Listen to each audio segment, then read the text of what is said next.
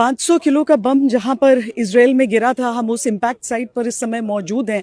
सबसे अधिक मौतें यहीं पर बेत शेमेश में देखी गई थी, जहां 9 लोगों की जान गई, 50 लोग इसमें बुरी तरीके से घायल हुए और इसके साथ ही करीब 250 घर यहाँ पर इससे प्रभावित हुए थे, इससे टूटे थे।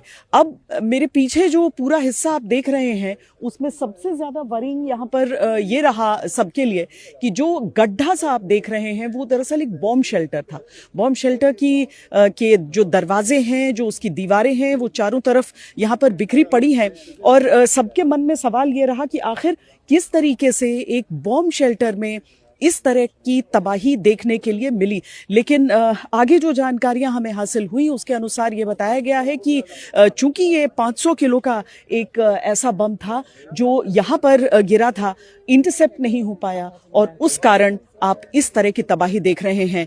यहीं पर उस बॉम्ब शेल्टर के साथ उसके ऊपर एक सिनागोग जो यहूदियों के लिए एक प्रार्थना स्थल होता है, वो यहाँ पर था, वो भी पूरी तरीके से तहस नहस हो चुका है।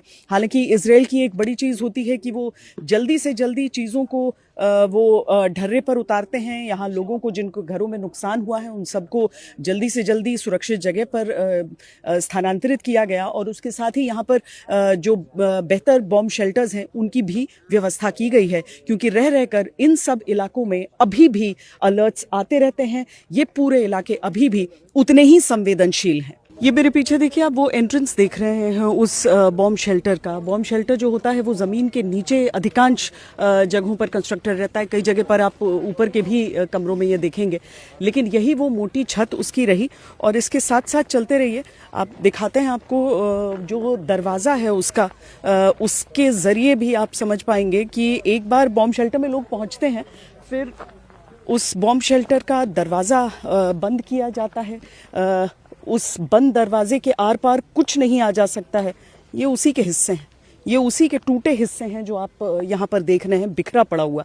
ये बिल्कुल चौड़ाई वाला ये उसकी छत का हिस्सा है और उसके साथ ही थोड़ा सा और आगे आके आप ये देखिए, ये दरवाजे के परखच्चे किस तरीके से उड़े हैं।